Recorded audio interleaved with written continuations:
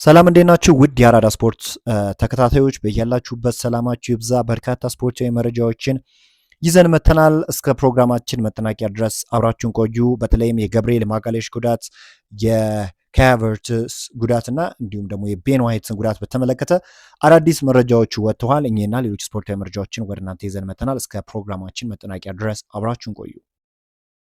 አሰልጣኝ ሚካኤል አርቴታ እንግዲህ ስለ ወልቭሱ ጨዋታ እንዲህ ሲል ተናግሯል። ቡድኑ በጣም አስደንጋጭ መከላከል ሲያሳይ ነበርና እኛ ካለን ደረጃ ጋር ፈጽሞ የተራራቀ ነው። ጎል የተቆጠረበት ሰዓት ደግሞ ሁኔታዎች ይበልጥ ከባድ አድርጎታልና ይህ ተቀባይነት የለውም ሲል ነው የተናገረው። ይህን ያህል ደስተኛ አይደለም በአጨዋወት አፈጻጸሙና አሁን እንግዲህ ሚካኤል አርቴታ በርካታ ስራዎችን በሜዳው ላይ ይሰራል ተብሎ ይጠበቃል። ከሚካኤል አርቴታ አንድም የሚወደድልን ነገር ያሉበትን ትችቶች በሚገባ የሚያዳምጥበትና ለነዛ ችግሮች ደግሞ መፍትሄ የሚሰጥበትን መንገድ በጣም ነው የምወድለትና አሁን እንግዲህ ለዚህም እንግዲህ መፍትሄ ይሰጣል ተብሎ ይጠበቃልና ጨዋታ ቅርጹን በሚገባ አስተካክሎ ያለበትን ችግር ምንም እንኳን ተጫዋቾች ጉዳት አስተናግደውበት ቢሆንም የተሻለ ነገር በሚቀጥሉት ቀናቶች ለአርሰናል ይሰጣል ተብሎ ይጠበቃል። የጊዜ ጉዳይ ነው እንጂ ይህ አሰልጣኝ በሚገባ አርሰናልን ወደ ተሻለ ደረጃ ይዞት የሚሄዱ ጉዳይ የማይቀር ጉዳይ እንደሆነና በተለይም በሊጉ ጅማሮ አካባቢ እያሳየ ያለውን ድንቅ ግስጋሴ አሁንም በሚቀጥሉት ጊዜያቶች ፈንተው አድርጎ እንደሚያሳይ ነው የሚጠበቀው። በሌላ ዜና እንግዲህ ካይ ሃቨርትዝ በዚህ ወር ለመመለስ ጠንክሮ እየሰራ ሲሆን ማጋሌሽን በተመሳሳይ በዚህ ወር ለመመለስ እየጣረ እንደሆነ እየተገለጸ ይገኛል። ነገር ግን ገብርኤል ማጋሌሽ እስከ ጃንዋሪ ወር ድረስ ወደ ሜዳ የመመለስ እድል እንደሌለው ደግሞ ሳሚ ሞክቤል ነው እየገለጸ የሚገኘው። በአሁኑ ሰዓት እንግዲህ ወቅታዊ የጉዳት መረጃን ባስመለከተ እንግዲህ ካይ ሃቨርትዝ ለመመለስ እጅግ የተቃረበ ሲሆን የጂምና በግል የሚደረጉ አንዳንድ ልምምዶችን የጀመረ ሲሆን ነገር ግን ወደ ሙሉ ልምምድ ለመመለስ የመጨረሻ ስራዎች ይቀሩታል። በወሩ መጨረሻም ይመለሳል ተብሎ ይጠበቃል። ገብርኤል ማጋሌሽን በተመለከተ እንግዲህ በተመሳሳይ ለመመለስ የተቃረበ ሲሆን በወሩ መጨረሻ ይመልሳል ተብሎ ይጠበቃል። ማርቲን ዙቢሜንዲ ደግሞ የውድድር ዓመቱ ከተጀመረ ረፍት ካላገኙ ተጫዋቾች አንዱ የሆነው ዙቢሜንዲ የጨዋታ ደቂቃዎችን ለመቆጣጠር እየተሰራ ሲሆን ሞስኩዌራ፣ ዶማን እና ዋይት ደግሞ እነዚህ ተጫዋቾች ለትንሹ ለ3 ሳምንት ከሜዳ እንደሚርቁ ይጠበቃል። በተለይም አርሰናል በዘንድሮ የውድድር ዓመት በጣም ድንቅ ግስጋሴን ባሳየበት ታይም እንዲህ የተጫዋቾች ጉዳት መደራረብ ትንሽ ያበሳጫል። ምክንያቱም አርሰናልን በሚገባ እናውቀዋለን። እነ ገብርኤል ማጋሌሽ በነበሩ ጊዜ ጭራሽ ጎል የማይቆጠርበት አይነት ክለብ ሆኖ ነበረ። በጣም በብዙ ደጋፊዎች ዘንድ አስገራሚ ብቃቱን እያስመለከተ ነበርና ሚካኤል አርቴታ ላይም ይህን ያህል ትችት መሰንዘር የለብንም። ምክንያቱም ከዚህ በፊት አርሰናል አንድ ጎል ካስቆጥሮ እስከ 90 ደቂቃ ድረስ መከላከል የሚችል አይነት ክለብን ነው መገንባት የቻለው። ነገር ግን አሁን ሚካኤል አርቴታ ላይ እስካሁንም የተነሳበት ትችት ተጫዋቾቹን ጨዋታዎችን ዶሚኔት አድርጎ በቀላሉ ማሸነፍ ጎሎቹን አስቆጥሮ በቀላሉ ማሸነፍ የሚችላቸውን ኳስ ጨዋታዎች ሪስክ ሳይወስድ ወደኋላ አፈግፍጎ የሚከላከልበት ሞመንት አለ። ይህን ነገር ያስተካክላል ተብሎ ይጠበቃል። ለብዙ ነገሮችን መፍትሄ የፈጠረ አሰልጣኝ መሆኑን መዘንጋት የለብንም እና እንዲህ አይነት ችግሮችን ለመፍታት ይቸገራል ተብሎ አይጠበቅም። እንግዲህ ቤን ዋይት ባጋጠመው ጉዳት ምክንያት ቢያንስ ለአንድ ወር ከሜዳ ይርቃል ተብሎ ይጠበቃል። አርሰናሎች ተጫዋቹ በፈረንጁ ጥር ወር አጋማሽ ላይ ወደ ሜዳ ይመለሳል ብለው ተስፋ እንዳደረጉ ነው እየተገለጸ የሚገኘው።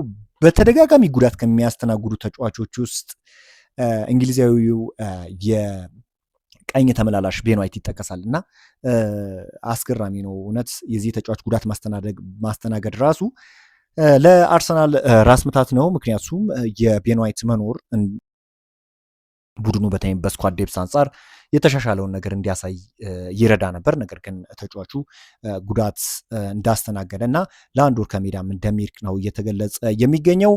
ሚካኤል አርቴታ እንግዲህ ካይ ሃቨርትዝን ከሊቨርፑል እና ከማንቸስተር ሲቲ ጋር በሚደረጉ ትላልቅ ጨዋታዎች ላይ ቋሚ አድርጎ ለማጫወት አቅዶ ነበርና የእሱ አለመኖር በቪክተር ዮክሬሽ ላይ አካላዊና ስነ-ልቦናዊ ጫና ይፈጥራል እና አሁን የካይ ሃቨርትዝ መኖር መልካም ነው መካከል ምክንያቱም የካይ ሃቨርትዝ መኖር በተለይም በአጥቂው አማራጭ አርሰናል በርካታ አማራጮች እንዲኖር ያደርጋል። ቪክተር ዮክሬሽ፣ ገብርኤል ጄሱስ እና ካይ ሃቨርትዝን በፊት መስመር ሚካኤል አርቴታ እያቀያየረ ሮቴት እያደረገ ይጠቀማልና አሁን የወልቭስን ጨዋታ አርሰናል ማሸነፍ የቻለበትን ሙመንት አይታችኋል። እንግዲህ ከቅያሪ በኋላ ነው በቀላሉ ሞስኬራ ገብርኤል ጀሱስ ይገጫዋል ብሎ እየጠበቀ ነበረ እና እንዲህ አይነት ሙመንቶችን መፍጠር ይችላል። ባይዘዌ የማይጠበቅ ወይም አንፕሬዲክትብል ወይም የሚጠቀም አይነት ተጫዋች ነው የገብርኤል ጀሱስ እና ከዛ አንጻር የገብርኤል ጀሱስ መኖር የካይ ሃቨርትዝ መኖር እንዳጠቃላይ ስኳድ ዴፕስ አንድ ክለብ ሲኖረው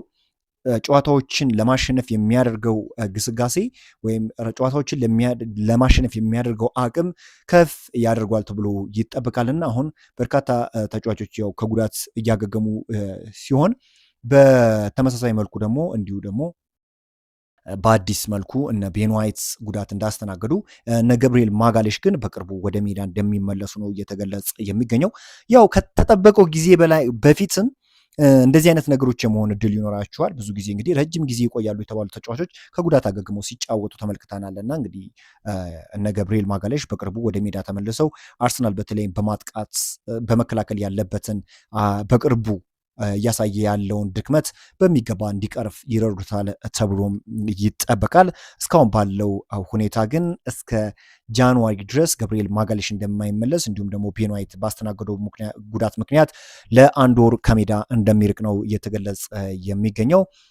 ሚካኤል አርቴታም እንግዲህ ኤቨርተንን ከሚገጥሙበት ጨዋታ አስቀድሞ ጋዜጣዊ መግለጫቸውን ይሰጣሉ ተብሎ ይጠበቃል። በዛም እንግዲህ አዳዲስ መረጃዎችን ለእናንተ የማጋራቸው ይሆናል። እንግዲህ አሁን ኤቨርተንን ከሜዳ ውጭ ተጉዞ በጉድሰን ፓርክ ነው አርሰናል የሚገጥመው። በዚህ ጨዋታ እንግዲህ መልካም ውጤትን ነው የምንመኘው። ምክንያቱም እንደዚህ አይነት ፈታኝ ጨዋታዎችን ማሸነፍ የማይችል ከሆነ የእውነት በጣም ይቸግራል ተብሎ ነው የሚጠበቀው። ነገር ግን አርሰናሎች ለዚህ ጨዋታ መፍትሄ ይኖራቸዋል ተብሎ ይጠበቃል። እንደዚህ አይነት ፈታኝ ጨዋታዎችን ከዚህ በፊትም በዚህኛው ዓመት ሲያሸንፉ ነበርና እንደዚህ አይነት ወሳኝ ጨዋታዎችን ማሸነፍ የሚችሉ ከሆነ ደግሞ አሁንም እንግዲህ በሊጉ ከየትኛውም ክለብ በላይ በሊጉ እንግዲህ አናት ላይ የተቀመጠው ክለብ አርሰናል እንደሆነ ይታወቃልና ከጊዜ ጊዜ በሚገባ መሻሻልን እያሳየ ይገኛል። ይህንን መሪነቱን ማስቀጠል የሚችል ከሆነ እንግዲህ በዘንድሮ የውድድር ዓመት የፕሪሚየር ሊጉን ዋንጫ ከፍ አድርጎ የመሳሙ ነገር አይቀሬ ነው።